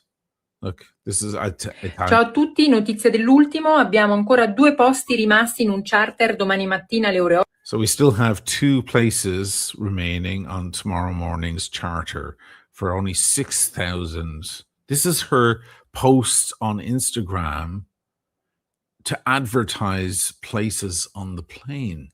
Yeah. They If found them. anybody ever needed a reason to purchase a Rolex, here you go. There it Liquid is. cash on your wrist. I'll give Yeah. you my Pepsi. Get Yeah. me the fuck out of Get this me country. the fuck out of here. Done. Wild. That is a one-way ticket out of a war zone. Buy a Rolex, people. This is the coffee propaganda scene here. Let me share this over.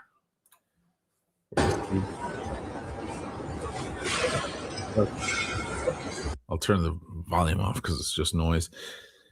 Where the Sikh is sitting there with all his buddies, like having coffee, and everyone's taking photos just to create an image of normalcy.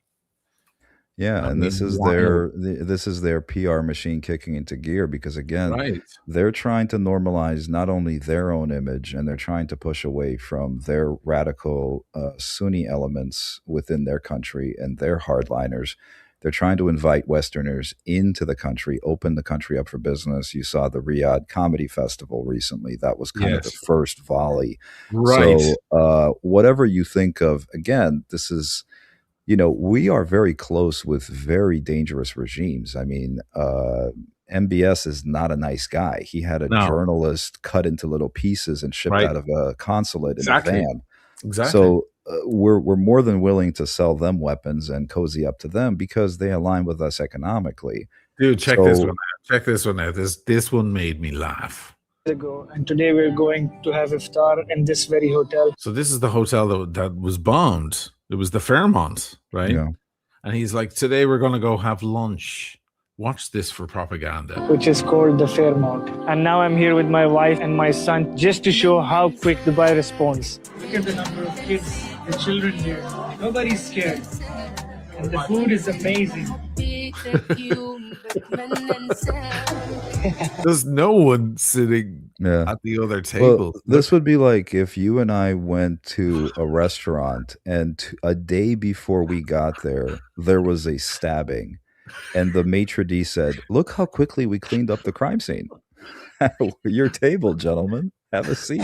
I got a lot of comments that you're doing this because you're a real estate agent, but no, that's not the case. I've lived here for 25 years and I'm proud to call this my home country and I'm going to defend it no matter what. Oh my God, he's a real estate agent. Buy my course. Oh my God. Is Dubai cooked? Is it done? I mean, I've always thought of Dubai as the Miami of the Middle East. Right.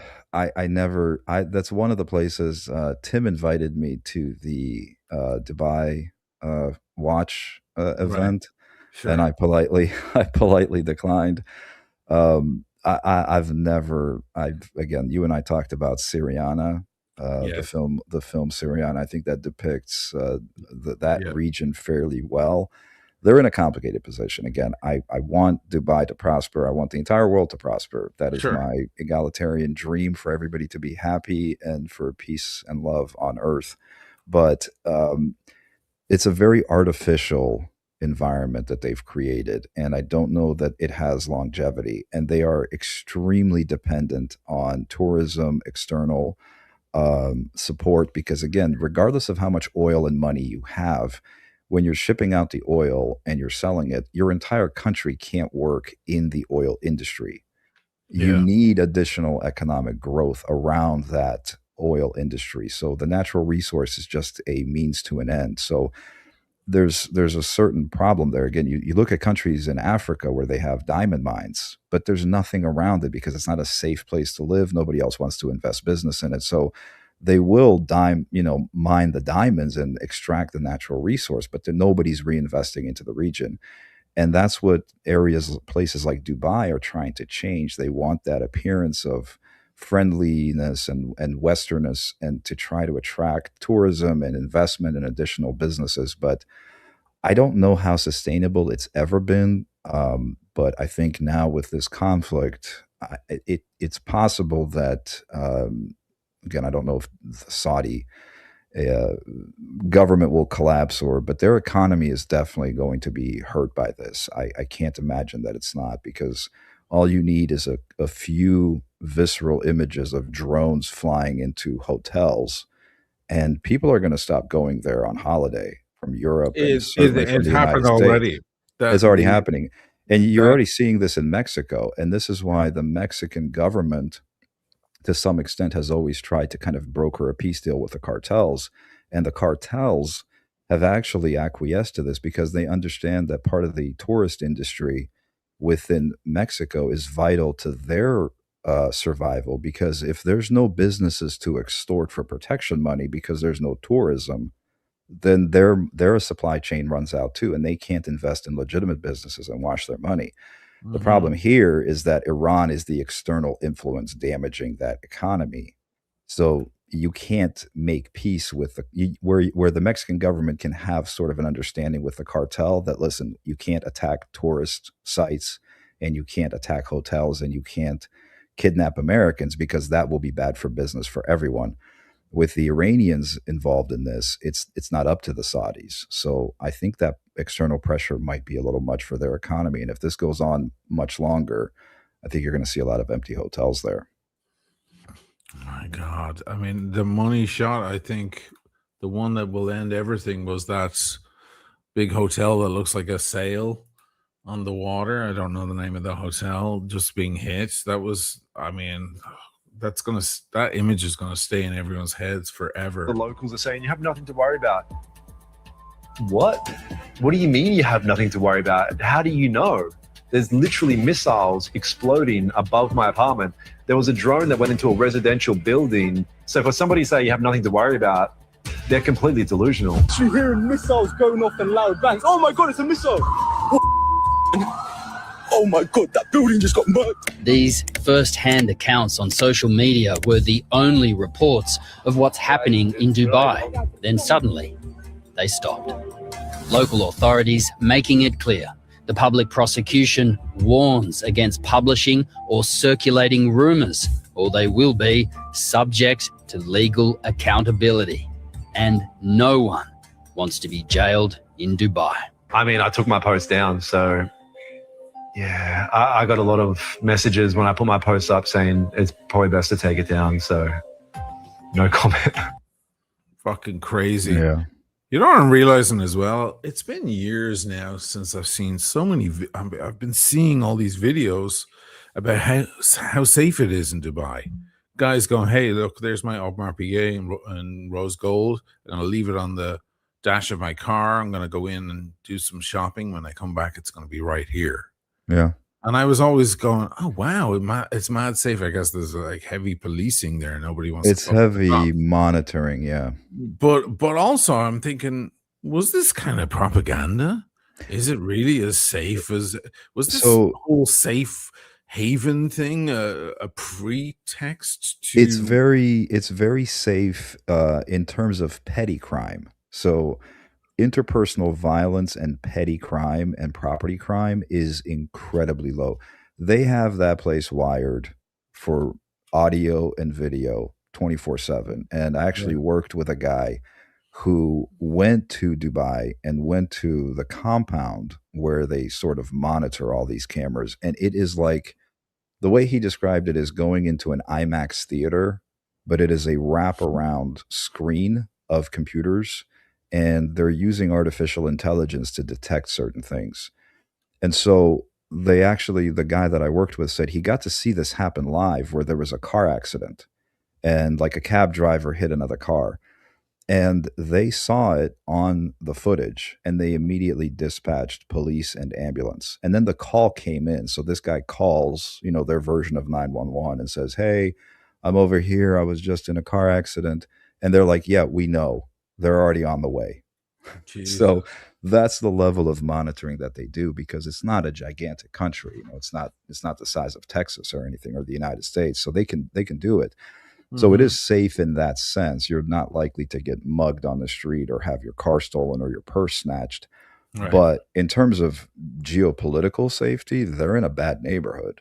So at any time, something can happen between Israel, Iran. You still have, the threat of terrorism that's still ever present there. So it's not as safe as people believe from those types of threats, but it is relatively safe day to day for normal people. Not now. I should say, was relatively safe. I don't know. I mean, listen, I know some people in Dubai, some great friends of the channel and so on. And, I was reaching out to them to make sure they were okay. But my fear is that the image of this haven, this wonderful paradise, utopian paradise, it has been shattered for potential investors. There's all sorts of memes and so on across TikTok of real estate developers on the phone trying to give away property at pennies on the dollar now and so on. I'm sorry, but I just don't see them recovering. Yeah. I Well, don't and see this them is recovering the from this. this is the asymmetry that I mentioned, and this is the insidious effect of actual terrorism. Terrorism is not. This is the weird thing that people tend to confuse. Groups like Al Qaeda, groups like ISIS, and even state sponsors of terrorism like Iran, they're Mhm. not looking to defeat America in a conventional war. They're not. Their plan is not to fly the flag of Iran over the White House. That is not their goal. Their goal is to destabilize and de-influence the world from our influence. So that what they want. This is why terrorism is effective. 9/11 was effective because we now we used to take our shoes off on the plane. Everybody knows what it's like to consider the possibility of a hijacking. When Yes. you get on a subway in New York, everybody considers the possibility of a bomb. When you get on a bus in Tel Aviv or a train in London, that is in the forefront of your mind. It makes you Right. question your safety. That Mhm. is the effect that terrorists want, and that is the goal of these types of organizations. So their asymmetric approach to combating us in a conventional sense is what makes them effective. They're not playing by the same rules.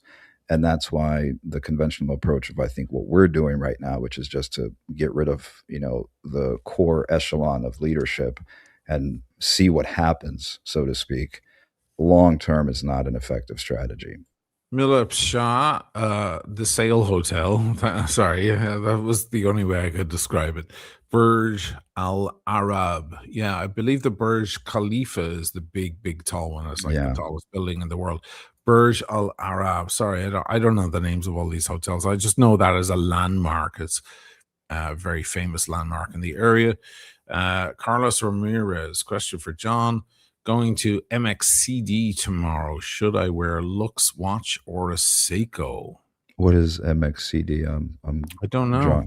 I'm drawing a blank there. I'm sorry. I don't know why people abbreviate things. Just type the whole sentence. Frank Pill Potts, Shades of Venezuela. Sorry, that was before. We had one come in from. We had one from Sean in Los Angeles. Sean, good to see you. John, do you think Iran is going to end up being fragmented with talk of Kurds coming in to the scene? They deny that, by the way. Yeah, but- they're denying it, but it's tough. Again, this boat goes back to what I'm saying. What does winning look like? I think if you're trying to defeat Iran, that's not going to happen. You're not going to defeat the population. You're not going to defeat the Persian culture. I don't know what percentage of the Iranian people are actually Shia, devout Shia Muslims, as opposed to just kind of secular or just going along with the program out of safety. The same way, not everybody in the USSR was a hardened communist, but they were playing ball, so to speak. So that is the difficulty in diagnosing these things appropriately, because it's it's what we call a denied area. In my line of work, it's a denied area. It's not a place you can operate easily as an intelligence service or as a collection service. So it's tough to say what the true sentiment of people really is on the ground. How supportive are they? of overthrowing the regime. But then the second thing comes in is how supportive are they going to be of a American-backed or Israeli-backed regime if they do grant you the fact that they are sick of the theocracy. So Well, this is where their it gets first move the complicated. other day was to blow up a school with 180 young kids, young girls in it. So Yeah, and even that, that's not a good way. even that is being disputed in the West, because Oh, I'm sure. the counterpoint to that is that was an Iranian missile that went up and was, and then came back down on the school, and that was not the Israelis or the Americans. So Right. again, it's tough to know. And as the article ended with the Chinese proverb of "we'll see," I think that's probably the most intelligent thing I can end it on, because I genuinely don't know, and I don't think, what worries me is that the administration doesn't seem to know either, or at least have a plan that is coherent at this point that we can all kind of get behind. Right. Guys, this is the Substack. This is John's Substack. I'm going to wrap up the show here because my kid she's here with me for the next few days. And exactly the 2-hour mark. Yeah. I'm trying to do that. It was a good, intense show. Let's not drag it out too long. We covered all ground. There is the Substack, guys. Go over and give John a follow, and come and see me in maybe 10 minutes, 15 minutes on iBashers with Dirk. John, thanks for your input, man, as always. Anytime. Thank you as always. Thanks for everybody for listening. Oshin, always a pleasure, man. I love having these conversations, and I appreciate you bringing me on, and the shout outs and the encouragement and the artistic guidance as far as my writing amateur career. Good. I enjoy it. I look forward to all your Substacks, man. Fantastic. And thanks for sharing your thoughts. Guys, I'll see you guys over on the iBashers in only a few minutes. I'm going to go check on my daughter here and come back to you guys over on the iBashers channel with Dirk Kennedy. We'll continue the conversation. If you want to continue it as well, John, excuse me, over there, if you feel like if you have a bottle of wine or whatever. Yep, I'm going to grab some dinner and I might pop over there. So shoot me the link.